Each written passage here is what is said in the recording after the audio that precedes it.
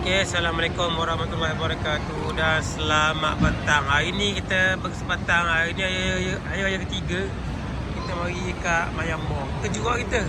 Apa? Dia punya apa panggil ni? Dia punya hiasan lah. Okay. Hiasan dia ni Cina lah. Sambutan tahun baru Cina. Tengok, dia ada jambatan apa semua. Dia tak update lah. Tak boleh heran kot. So mungkin pihak pengurusan Myanmar ni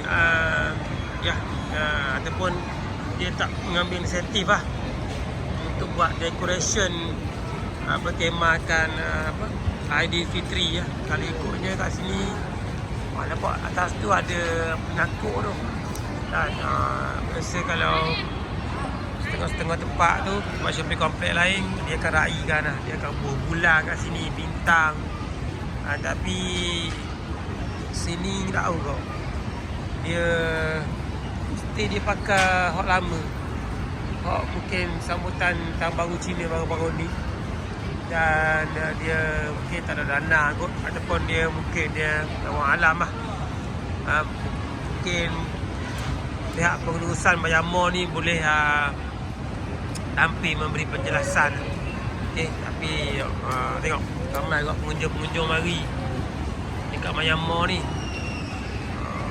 Tapi itulah, sedih lah. Kita dengarkan, kita boleh tengok dia punya decoration bertemakan Aidilfitri. Tapi so pada korang yang datang ke Myanmar, apa tanggapan ataupun komen korang berkenaan dengan decoration yang telah dibuat oleh pihak pengurusan Myanmar ni sempena menyambut Aidilfitri 1447 Hijrah.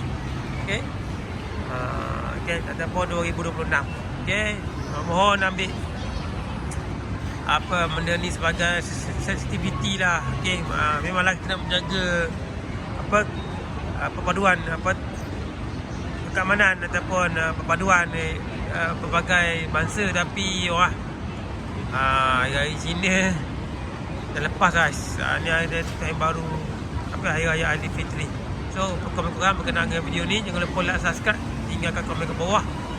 Kita sama-sama dah rungkaikan dan pihak pengurusan Myanmar boleh bagi explain lah. Assalamualaikum warahmatullahi wabarakatuh dan selamat Hari Raya Aidilfitri daripada kami. Bye bye.